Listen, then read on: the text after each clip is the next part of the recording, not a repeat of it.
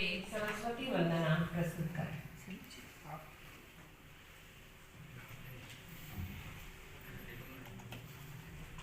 वक्रतुंड महाकाय सूर्यकोटि संप्रभा निर्विघ्नं कुरु मे देव सर्वकार्येषु सर्वदा शुभकार्येषु सर्वदा। अब मैं माँ सरस्वती की वंदना करना चाहता हूँ। हे शारदे माँ अज्ञानता से हमें तार।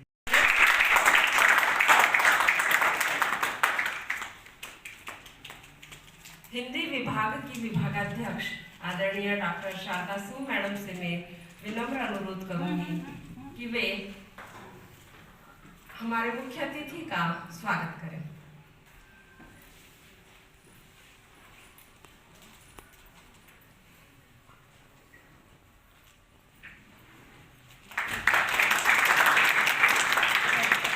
हमारी प्राचार्य महोदया जो हमारी संरक्षक है, कमेटिया कला एवं वाणिज्य महाविद्यालय भोपाल के सभा कक्ष में उपस्थित महाविद्यालय की प्राचार्य और उससे भी अधिक कहीं स्नेहशील बड़ी बहन के रूप में जिन्हें अभी अभी मैंने अनुभव किया है, उनका मैं हार्दिक आभार व्यक्त करता हूँ। हिंदी विभाग की विभागाध्यक्ष शारदा सिंह मैडम, शीला ठाकुर मैडम, जिनके सौजन्य से आज मैं यहाँ अवसर प्राप्त कर सका हूँ, रचना तेलंग मैडम जो हमारे साथ ही 93 में पीएससी से चयनित हुई, हिंदी विभाग के अन्य प्राध्यापक साथी और प्रिय विद्यार्थी, आज का विषय भारतीय ज्ञान परंपरा में भक्ति आंदोलन का प्रभाव दो बिंदुओं पर केंद्रित है। एक और हमें ये विचार करना है कि भारतीय ज्ञान परंपरा क्या है, और दूसरा पक्ष है कि भक्ति आंदोलन उस ज्ञान परंपरा से किस प्रकार प्रेरित और प्रभावित है। ज्ञान परंपरा की बात मनुष्य के संदर्भ में महत्वपूर्ण है। सामान्यतः ज्ञान का अर्थ जानना, हम सब लोग जानते हैं। ज्ञा धातु का, ज्ञा शब्द का अर्थ ही होता है जानना, जानकारी होना। लेकिन विचार कीजिए कि क्या केवल जानकारी होना ही ज्ञान है? भारतीय संदर्भों में ज्ञान के साथ एक और शब्द जुड़ा हुआ है, बोध। हम जाने और जानने के बाद इस बात को समझें कि जो हमने जाना है वो हमारे लिए और हमारे समाज के लिए कहाँ तक उपयोगी है। ये बोध यदि है तो वह ज्ञान है, और यदि यह बोध नहीं है तो वो ज्ञान अज्ञान से भी भयानक हो जाता है। भारतीय परंपरा ज्ञान और बोध को साथ लेकर चली है, इसलिए कभी भी और कहीं भी भारतीय ज्ञान परंपरा में कुछ ऐसा नहीं हुआ जो मनुष्य के विरुद्ध हो, जो प्रकृति के विरुद्ध हो। हमारे देश ने विश्व को शांति का संदेश दिया। अस्त्र शस्त्रों का बहुत ज्ञान था, लेकिन हमने कभी आक्रमण नहीं किया। विदेशों में जाकर संपत्तियां नहीं लूटी, दूसरी संस्कृतियों को नष्ट नहीं किया। ये हमारे ज्ञान और बोध का समन्वय था। भारतीय परंपरा वैदिक युग से लेकर आज तक इसी ज्ञान का निरंतर संवहन कर रही है।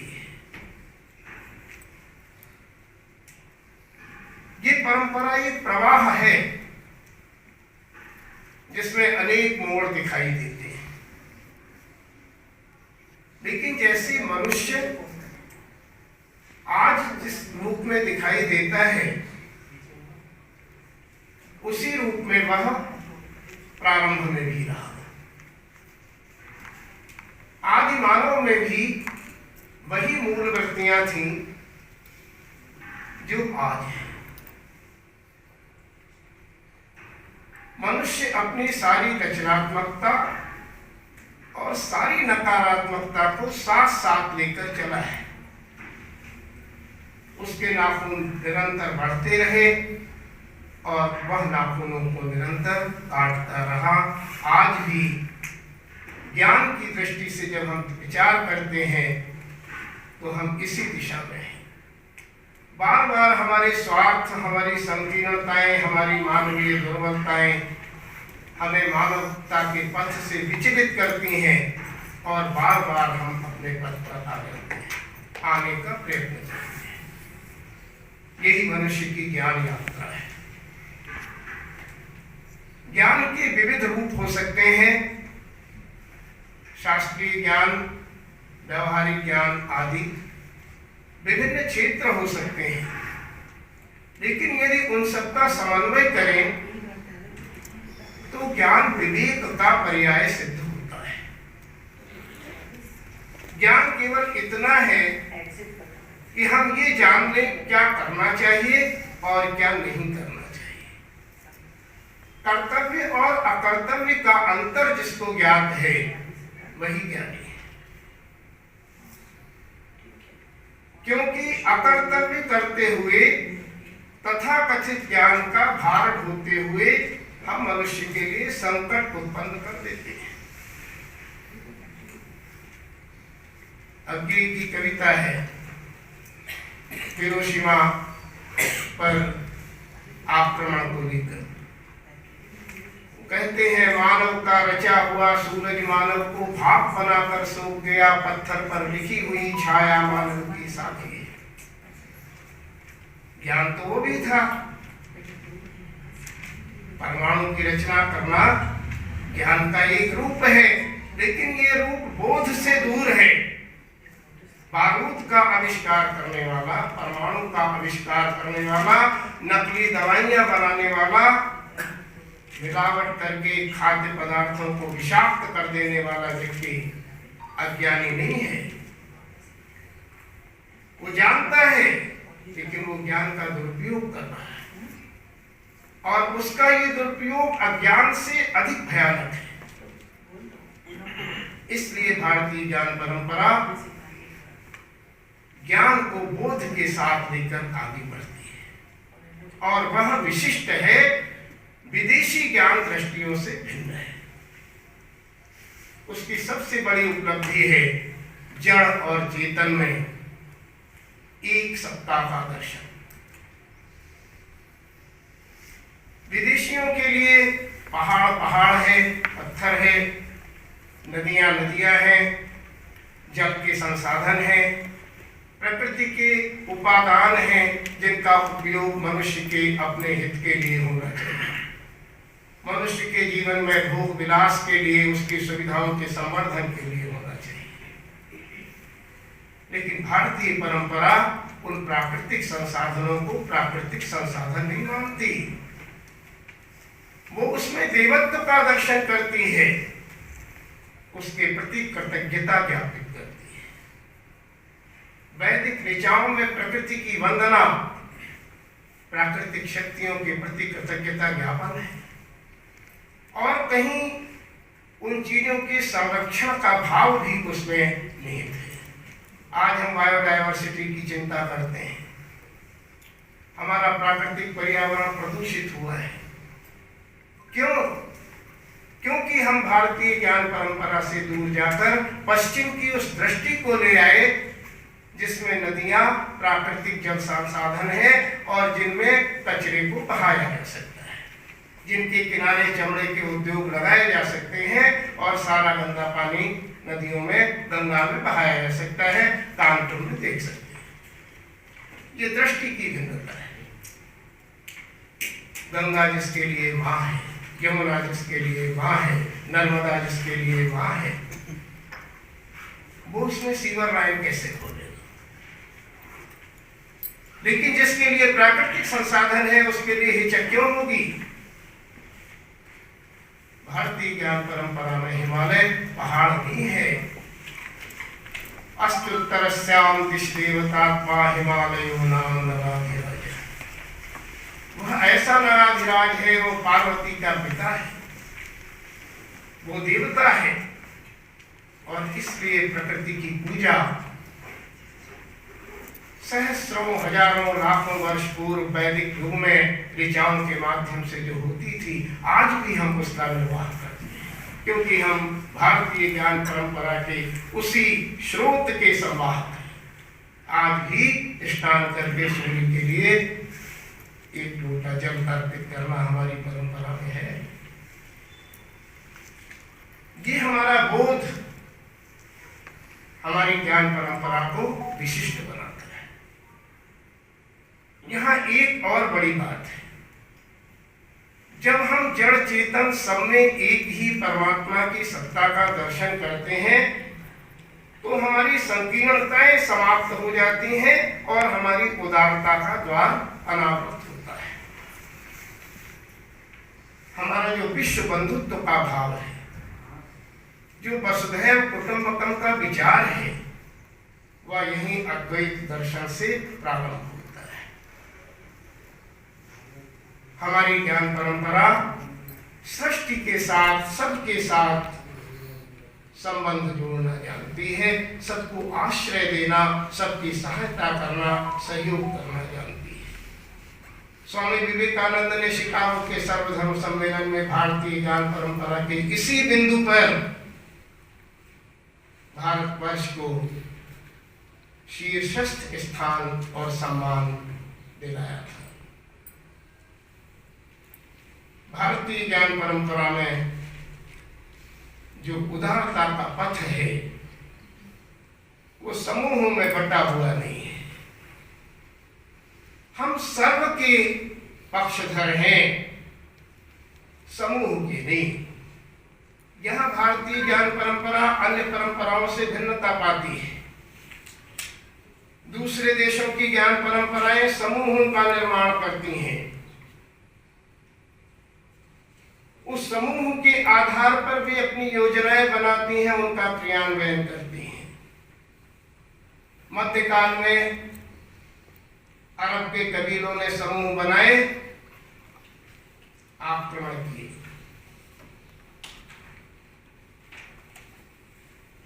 उनका पूरा प्रयत्न ये रहा कि जो हमारे समूह में सम्मिलित होगा वो जिएगा, जो हमारे समूह में सम्मिलित नहीं होगा मार दिया जाएगा। पश्चिम ने, यूरोप ने समूह बनाए व्यापार के लिए, उपनिवेश स्थापित किए। आज विश्व में जो अन्य धर्म हैं, आप जानते हैं कि उनकी सामूहिक चेतना मनुष्यता की सहायता तब करती है जब मनुष्य उनके समूह में परिवर्तित हो जाता है। धर्मांतरण का कुचक्र समूह को सशक्त करता है, सर्व को नहीं। भारतीय ज्ञान परंपरा में करुणा का प्रसार अपार है, सबके लिए है, अपने पराई का भेद नहीं। लेकिन अन्य परंपराओं में आपको उनके विद्यालय में प्रवेश तब मिलेगा जब आप उस समूह विशेष में सम्मिलित हो जाएंगे। आपको नौकरी या अन्य सुविधाएं तब मिलेंगी जब आप कन्वर्ट हो जाएंगे। हम जब कहते हैं सर्वे भवन्तु सुखिनः, तो वो भारतीय ज्ञान परंपरा का सर्व का प्रबल भाव है। और सर्व का ये प्रबल भाव वेदों से प्रारंभ होकर आज तक मध्यकाल से होता हुआ निरंतर दिखाई दे रहा है। जिस सर्वे भवन्तु सुखिनः की बात वैदिक पौराणिक काल में होती है, गोस्वामी तुलसीदास मध्यकाल में उसी बात को अवधि में कह देते हैं कि रति भनिति भूति भली सोई सुर सरिसम सब कहाँ है तो होई। ये सब की बात है और ये सर्व का भाव मनुष्यता के हित में है। यही ज्ञान है। समूह का भाव तो संघर्ष करेगा ही। मार्क्स जब संसार को सुखी बनाने का स्वप्न देखते हैं तो मार्क्स समूह की रचना करते हैं। ये पूंजीवादियों का समूह और ये सर्वहारा वर्ग का समूह। जब दो समूह अलग अलग होंगे निर्मित, निश्चित रूप से संघर्ष होगा। समूहों के अपने हित आपस में टकराएंगे तो मनुष्य का पथ कंटकाकीर्ण होगा ही। इसलिए भारतीय चेतना, भारतीय ज्ञान परंपरा समूह को नहीं सर्व को महत्व देती है। आज भी हमारे प्रधानमंत्री का नारा यही है, सबका साथ सबका विकास। कितना पूर्ण हो रहा है या कितना होगा ये अलग चिंतन का विषय हो सकता है, लेकिन जो सर्वप्रियता की भावना है, सबके साथ जुड़ने की भावना है, वह ज्ञान परंपरा का महत्वपूर्ण बिंदु है। एक चीज और यहाँ पर छूटती है ज्ञान परंपरा के संदर्भ में, वह है संतुलन। प्रकृति संतुलन पर टिकी है। संतुलन काय का? सत्य और असत्य का, शस्त्र और शास्त्र का, ज्ञान और कर्म का। यदि हम केवल एक ही पक्ष पर जाएंगे तो जीवन को चलाना कठिन हो जाएगा। वैदिक ऋषि कभी एक पक्ष पर नहीं जाते। वेद हिंसा और अहिंसा दोनों की बात करता है और दोनों के संतुलन पर केंद्रित होता है। कालिदास रघुवंश के राजाओं का वर्णन करते हुए संतुलन की बात करते हैं। रघुवंश जब प्रारंभ होता है तो पहले सर्ग में वे रघुवंशी राजाओं के स्वभाव का वर्णन करते हैं और वहां एक श्लोक में वो कहते हैं भीम कांते नृपगुणे। रघुवंशी राजा कैसे हैं?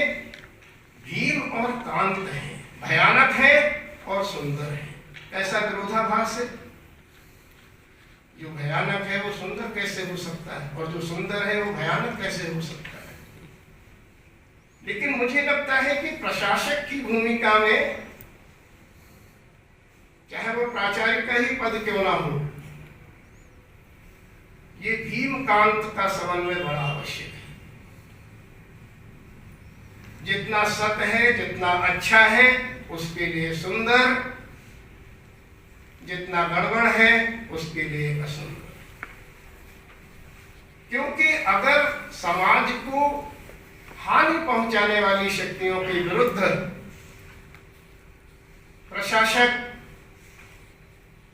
भयानक नहीं होगा तो उनका संवर्धन होगा, वे और उत्साहित होंगे। आज समाज में अपराध क्यों बढ़ रहा है?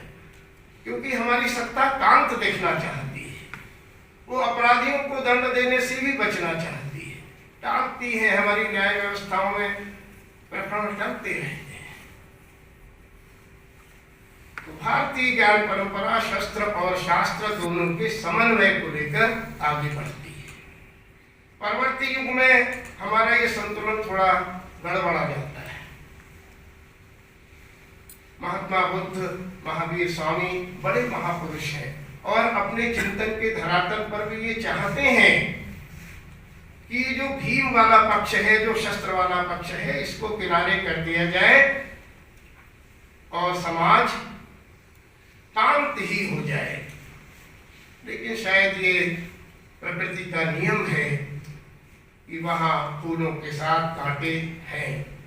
यद्यपि वे कांटे तो सुरक्षा के लिए हैं, लेकिन समाज में जो जड़ चेतन गुण दोषमय विश्व कीन करतार जो द्वैत वाली प्रवृत्ति है, उसमें अशिव को नष्ट करने के लिए कहीं शस्त्र की आवश्यकता है। हमारी परंपरा में ये चिंतन दिनकर तक दिखाई देता है। दिनकर लिखते हैं परशुराम की प्रतीक्षा में, तलवार पूर्ण की सखी पाप नाशक है। अर्थात जहां मनुष्यता का अहित हो रहा हो, जहां अत्याचार हो रहा हो, जहां अनाचार हो रहा हो, जहां आपकी अस्मिता प्रश्नांकित हो रही हो, आपको समाप्त ही किया जा रहा हो, वहां पर काम तो होने से, अहिंसक होने से काम चलने वाला नहीं है, वहां खड़ा होना होता है। इसीलिए हमें राम और कृष्ण भी चाहिए, धनुर्धारी राम, चक्रधारी सुदर्शन चक्रधारी कृष्ण, और उनके साथ बुद्ध भी चाहिए, महावीर भी चाहिए, क्योंकि हम संतुलन पर अपने ज्ञान को केंद्रित करते हैं। हमें गांधी भी चाहिए और हमें सुभाष भी चाहिए। अकेले गांधी से काम नहीं चलता, अकेले सुभाष से काम नहीं चलता। युधिष्ठिर भी चाहिए और भीम भी चाहिए। ज्ञान परंपरा का ये संघर्ष का बिंदु बहुत महत्वपूर्ण है। और भक्ति काल की बात जब हम करेंगे तब देखेंगे कि वैदिक परंपरा के, भारतीय ज्ञान परंपरा के इस बिंदु से हमें किस प्रकार लाभ मिलता है। अब दूसरे पक्ष पर बात करते हैं, भक्ति आंदोलन। विद्यार्थी बैठे हैं। भक्ति आंदोलन के संदर्भ में पहले 2-3 भ्रांतियों का निराकरण करने। भक्ति आंदोलन का समय आचार्य रामचंद्र शुक्ल ने 1375 विक्रमी से 1700 विक्रमी तक स्वीकार किया। जब हमारे विद्यार्थी अलग अलग इतिहास ग्रंथों का अध्ययन करते हैं तो वे पाते हैं कि अलग अलग साहित्य इतिहास लेखकों ने अलग अलग तिथियां दे दी, अलग अलग वर्ष दे दी। विद्यार्थियों के मन में ये जिज्ञासा उत्पन्न होती होगी कि ये डॉक्टर रामकुमार वर्मा ने जो समय बताया है वो सही है, या रामचंद्र शुक्ल का समय सही है, या हजारी प्रसाद द्विवेदी ने जो बताया वह सही है। इनमें से सही कौन सा है? प्रिय विद्यार्थियों, सबके समय सही है। अंतर समझना होगा इतिहास और साहित्य के इतिहास। जो राजनीतिक इतिहास है उसमें घटनाएं किसी एक तिथि पर घटित होती हैं और वह तिथि स्पष्ट होती है। सारे इतिहासकार उसी तिथि को ग्रहण करते हैं। उदाहरण के लिए भारतवर्ष 15 अगस्त 1947 को इस शासन से मुक्त हुआ। तो विश्व भर के किसी भी ग्रंथ में आप देखेंगे तो आपको 15 अगस्त 1947 ही मिलेगा। कहीं भी 14 या 16 या कहीं महीने का अंतर कहीं बिल्कुल भी नहीं आएगा, केवल एक निश्चित तिथि है। हल्दी घाटी का युद्ध कब प्रारंभ हुआ, किस तिथि को हुआ, एक तिथि मिलेगी। तराइन का युद्ध पृथ्वीराज कब हारे, एक तिथि मिलेगी। ये इतिहास की बात है, क्योंकि राजनीतिक इतिहास तिथियों के आधार पर लिखा जाता है। साहित्य का इतिहास प्रवृत्तियों के आधार पर लिखा जाता है। प्रवृत्तियां बल पकड़ने से पहले प्रारंभ होती हैं और समाप्त होने में भी समय लगता है। साहित्य के इतिहास को अगर आप उदाहरण की दृष्टि से देखें तो सूर्योदय और सूर्यास्त के समय के अनुसार आप समझ पाएंगे। सूर्योदय होता है लेकिन उससे पहले सूर्य का प्रकाश फैलने लगता है। सूर्यास्त होता है लेकिन उससे पहले सूर्य का प्रकाश धीमा होने लगता है। ठीक ऐसे ही साहित्य के इतिहास में प्रवृत्तियां प्रारंभ होना शुरू होती हैं। और धीरे धीरे जाकर के बलवती हो जाती है। प्रवृत्तियां समाप्त होना प्रारंभ करती हैं और धीरे से सूर्यास्त की भांति समाप्त हो जाती है। अर्थात भक्ति काल का, भक्ति की जो प्रवृत्तियां हैं वे भक्ति काल के पहले से प्रारंभ होने लगती हैं। विद्यापति को हम भक्त कवि मानते हैं, लेकिन विद्यापति आदिकालीन कवियों में गिने जाते हैं। अर्थात भक्ति की पृष्ठभूमि वहां से प्रारंभ हो जाती है। 14वीं शताब्दी का पूर्वार्ध भक्ति काल का प्रारंभ है। उन 50 वर्षों में धीरे धीरे भक्ति की प्रवृत्ति प्रबल होती है। ऐसे ही 1700 विक्रम संवत जब पूर्ण होता है तो उससे पहले ही भक्ति की प्रवृत्ति धीरे धीरे समाप्त हो जाती है। तो इसलिए साहित्य के इतिहास की तिथियों में जो लेखक जहां से किसी कवि को, किसी प्रवृत्ति को पकड़ता है, वहां से वो उसकी तिथि घोषित कर देता है। उसमें विपर्य नहीं है। उसको इस रूप में समझकर हम अपनी भ्रांति का निराकरण कर सकते हैं। एक अन्य भ्रांति है, डॉक्टर परशुराम चतुर्वेदी जी की पुस्तक आई संत काव्य, उसमें उन्होंने वर्गीकरण कर दिया कि जो निर्गुण धारा के कवि हैं वे संत हैं और जो सगुण धारा के कवि हैं वे संत नहीं हैं। हमें विचार करना चाहिए कि संत का अर्थ क्या है। गोस्वामी जी ने लिखा कि संत वो है जो दूसरे के दुख पर द्रवित होता है।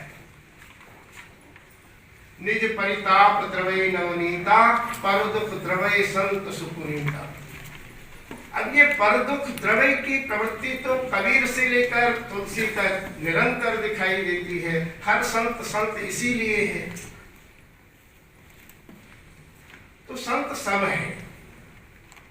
एक बड़े विद्वान से बात हुई चर्चा में अनौपचारिक, तो उनका कहना था कि नहीं, संत तो निर्गुण संत ही हैं और ये तो भजनानंदी लोग हैं, कबीर और सूर आदि, ये संत नहीं है। विचार करो तो कबीर भी भजनानंदी हैं।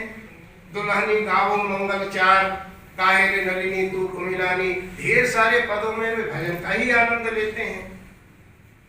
जब भी कहते हैं केशव कहीं कहीं कूपिए देवहाड़ी कई बार, तो वहां भजन ही है। तो इस तरह से विद्यार्थियों को इस बात पर विचार करना चाहिए कि संत निर्गुण और सगुण के बंटवारे में नहीं है। पूरा भक्ति काल संत साहित्य को लेकर चला है।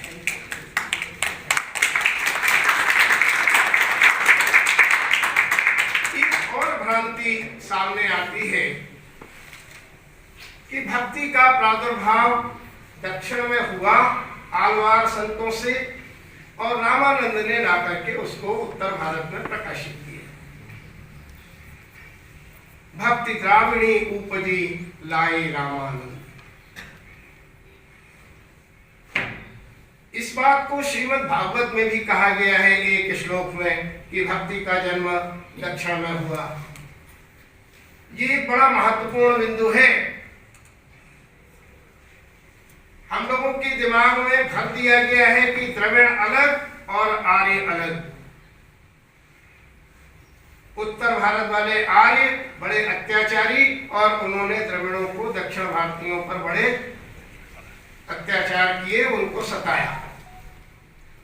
एक संघर्ष ब्रिटिश शासन ने अपने लेखन के माध्यम से भारतीय समाज में स्थापित कर दिया कि आर्य और द्रविड़। अब आप विचार करिए कि यदि भक्ति द्रविड़ में उपजी और उत्तर में आई तो फिर विरोध कैसे? भक्ति तो उत्तर में बहुत है। अर्थात भारतवर्ष भक्ति के सूत्र में केदारनाथ से लेकर रामेश्वरम तक बंधा हुआ है। गंगोत्री का जल जब जाकर के केदार रामेश्वरम में चढ़ता है तो भक्ति की यात्रा पूरी होती है।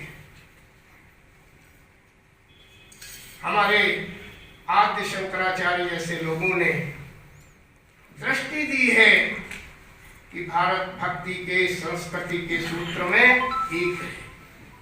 राजनीतिक रूप से भले वो शासन की सुविधा के लिए खंड खंड रहा, आज भी तो है। व्यवस्था बनाने के लिए अलग अलग विभाग, अलग अलग कक्ष होंगे ही, लेकिन पूरा कॉलेज का परिसर मिलकर के तो हमीदिया कॉलेज ही कहलाएगा। भक्ति का सूत्र, अलक्ष्य सूत्र पूरे राष्ट्र को बांधे।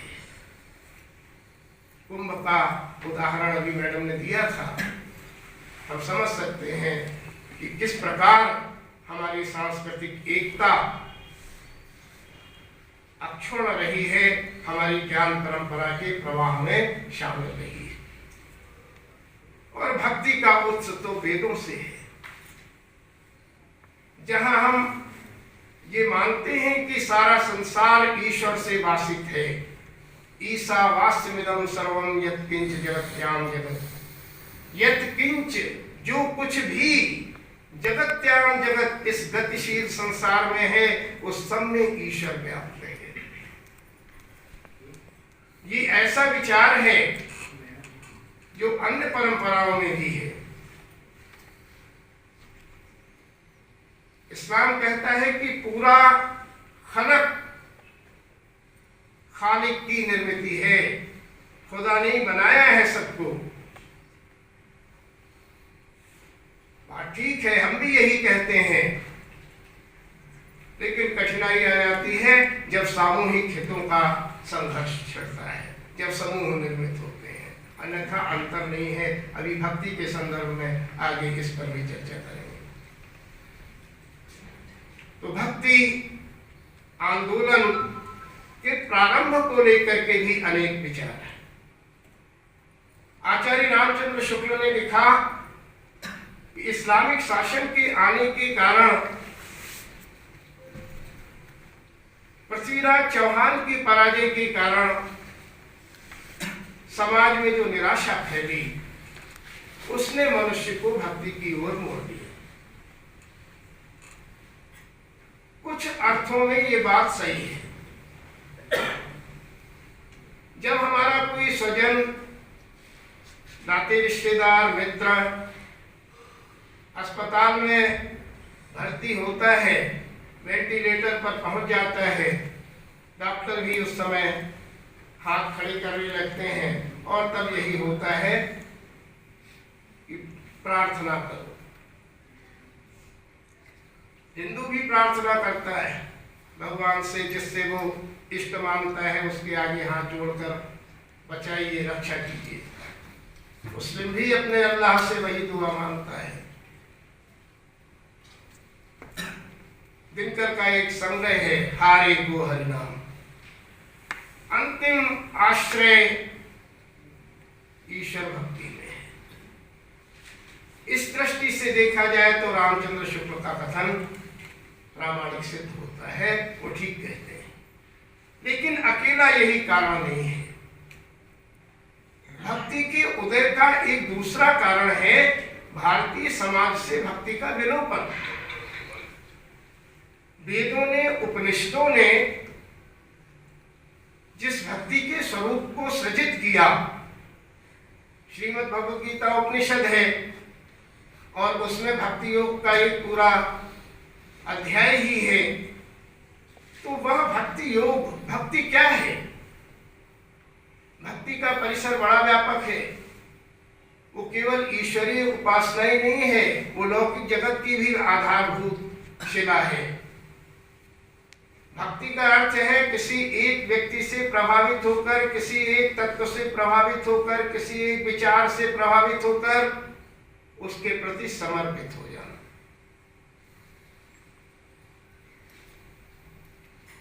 भक्ति उस समय विलोपित है। बौद्ध धर्म की जो हीनयान शाखा है, सिद्धों और सरहपाओं के जो कुंडलिनी जागरण के बड़े बड़े रहस्य भरे प्रकरण हैं, प्रसंग हैं, शाक्तों के, तांत्रिकों के, जाल पूरे देश में बिछे हैं। भक्ति आंदोलन से पूर्व के 300-400 वर्षों में देखा जाए तो भारतीय समाज पूरी तरह से तंत्र मंत्र में, अंधविश्वासों में, रूढ़ियों में जकड़ा हुआ है और भक्ति से दूर है। जबकि भक्ति तो केवल इतना है कि आप अपने मन में अपने इष्ट को, अपने ईश्वर को, जिस सत्ता को आप मानते हैं, उसके समक्ष हाथ जोड़कर 2 मिनट मन को शांत करके अर्पित कर दीजिए। भक्ति का उद्देश्य पूरा हो गया। आवश्यक नहीं है कि हम कर्मकांड में जाकर के भगवान को स्नान कराना, चमर ढुलाना, सारी प्रक्रियाएं पूरी करें। भक्ति तो जिस समय आप किसी भी स्थान पर जहां आपकी आस्था है वहां सिर झुका देते हैं, भक्ति का उद्देश्य पूरा हो जाता है, क्योंकि वहीं से आपको आत्मबल और आत्मविश्वास मिल जाता है। भारतीय समाज उस मध्यकाल में भक्ति को अर्जित करके अपनी ऊर्जा को संचित करता है। एक महत्वपूर्ण बिंदु ये है, सत्ता परिवर्तित होती है। राजनीतिक सत्ता हिंदुओं के हाथ से निकल के इस्लामिक हाथों में चली जाती है। पृथ्वीराज चौहान का वर्चस्व और अधिकार समाप्त हुआ। मोहम्मद गोरी ने कुतुबुद्दीन ऐबक को गद्दी पर बैठा दिया। ये राजसत्ता का हस्तांतरण है। राजसत्ता न्याय नहीं कर रही। राजसत्ता में इस्लामिक आक्रांता जो अधिष्ठित हुआ है वो ये चाहता है कि पूरे भारत को उलट पलट कर दूं, और समाज तैयार नहीं है, क्योंकि समाज ने पराजय स्वीकार नहीं की है। राजा भले हार गया है मैदान में, लेकिन प्रजा नहीं हारी है। वो इस्लामिक विस्तारवाद के समक्ष घुटने टेकने को तैयार नहीं है। तो समाज के नेतृत्व का, समाज की सत्ता का आधार बदलता है। समाज 3 चीजों से नियंत्रित होता है, राजनीति से, राजसत्ता द्वारा, दूसरा वैचारिक धरातल पर विचार सत्ता, जिसे हम धर्म सत्ता कहते हैं, धर्म सत्ता द्वारा, और तीसरा आर्थिक सत्ता द्वारा। उस मध्यकाल में राजनीतिक सत्ता चली गई, उसके साथ साथ आर्थिक सत्ता भी कहीं छिन गई, लेकिन समाज के पास विचार की जो धार्मिक सत्ता थी उसने नेतृत्व पकड़ लिया। अब सिकंदर लोदी के सामने कबीर खड़े हैं, सीना ताने, मार दो, यातनाएं दो, लेकिन समाज को बचाओ। कई बार ऐसा अनुभव होता है कि कबीर ने निर्गुण की उपासना का पथ इसलिए भी चुना क्योंकि मूर्तियों के भंजन से समाज में कहीं निराशा जाग रही थी। कबीर ने तुरंत कह दिया, चलो मूर्ति को छोड़ दो, ईश्वर तो मन में रमा हुआ है। तो ये भक्ति का बड़ा कारण है। राजसत्ता और अर्थ सत्ता के बाद धर्म सत्ता नेतृत्व संभाल लेती है। धर्म सत्ता का वह नेतृत्व संत और कवि करते हैं और हर स्तर पर करते हैं। तो ये भक्ति का उदय का, भक्ति काल को संबल देने का एक बड़ा सूत्र है, कारण है। भक्ति काल का प्रारंभ क्यों हुआ, इसके लिए भक्ति काल की परिस्थितियां सबसे अधिक उत्तरदायी है। आपने अवतारवाद की अवधारणा का परिचय पाया होगा। परमात्मा अवतार लेता है, हमारा दृढ़ विश्वास है, लेकिन इसके एक व्यवहारिक और मानवीय पक्ष पर आप जाएं तो आप देखेंगे कि अवतार कैसे लेता है। जिस समय विपत्ति आती है और बाहर से कोई सहारा नहीं दिखता, उस समय व्यक्ति अपने आत्मबल को संयोजित करता है और जूझ जाता है। ये अवतार है। कोरोना काल में जब विपत्ति लहरा रही थी, लोग भूख से त्रस्त थे, संकटग्रस्त थे। हमारे समाज के बीच में से लोग इकट्ठे हो गए, निकले। ये भी तो अवतार का ही एक रूप मानना चाहिए। भक्ति काल ऐसे अवतारों से भरा हुआ है। स्वतंत्र भारत का इतिहास ऐसे अवतारों से भरा हुआ है। जो महापुरुष हैं, जो समाज का नेतृत्व करने के लिए आत्मबलि देने को तत्पर हैं, हर संकट सहने को तत्पर हैं, ये सब अवतार हैं। इसीलिए सम्माननीय होते हैं, इसीलिए इतिहास के पटल पर अमर होते हैं। हमें अपने भक्ति के सिद्धांतों के इस मर्म की मानवीय व्याख्या करनी चाहिए, उसके रहस्य को समझना चाहिए। भक्ति काल का वातावरण बड़ा भयानक है, उसकी भयावहता आज भी झकझोरती है। गोस्वामी तुलसीदास जी जब रावण के राज्य का वर्णन करते हैं तो वो त्रेता युग के रावण का राज्य नहीं है। वह राज्य मध्यकाल का शासन प्रबंध है।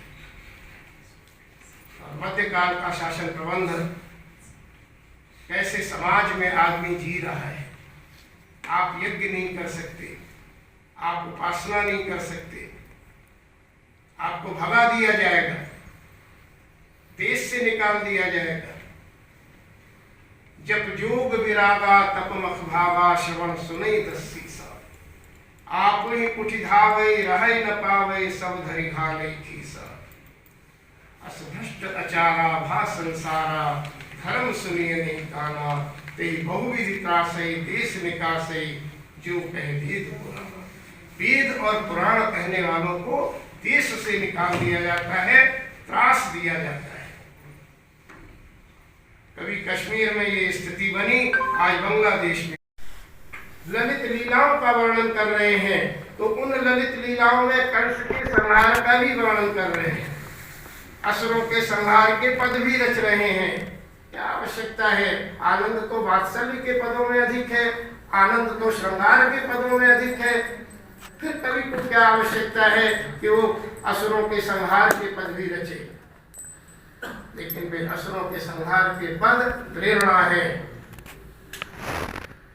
उस कंस के शासन से मुक्त पाने के लिए, उस विस्तारवादी दृष्टि से मुक्त पाने के लिए, समाज को फिर से संघर्ष के लिए तैयार करने के लिए।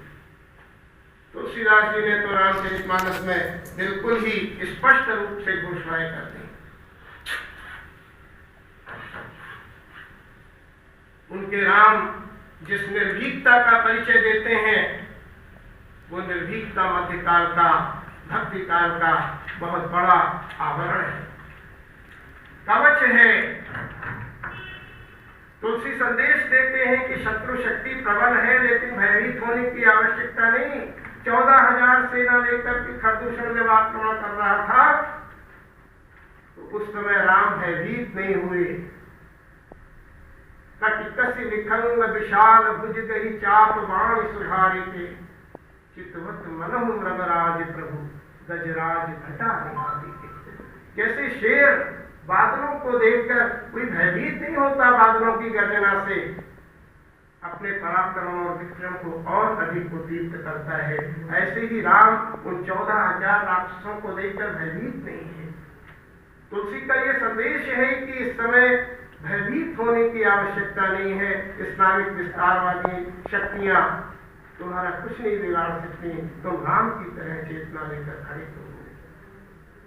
उस भक्ति काल के समय में हमने केवल गुरु गोविंद सिंह के संदर्भ में शौर्य की चर्चा की। हमारे बैरागियों ने, नाथपंथियों ने, अखाड़ों ने जो संघर्ष किया, अभी कुंभ की कहानियों के बीच में बार बार आपने उसको देखा होगा। शौर्य का वो पक्ष भी बड़ा उज्जवल पक्ष है भक्ति काल का, और भारतीय ज्ञान परंपरा का संवाहन करता है। बहुत कुछ कहने को है, समय काफी हो रहा है, भविष्य में फिर कभी पुनः अवसर मिला तो बात होगी। आज भी इस संगोष्ठी के लिए विचार प्रस्तुत करने के लिए आप सबका बहुत बहुत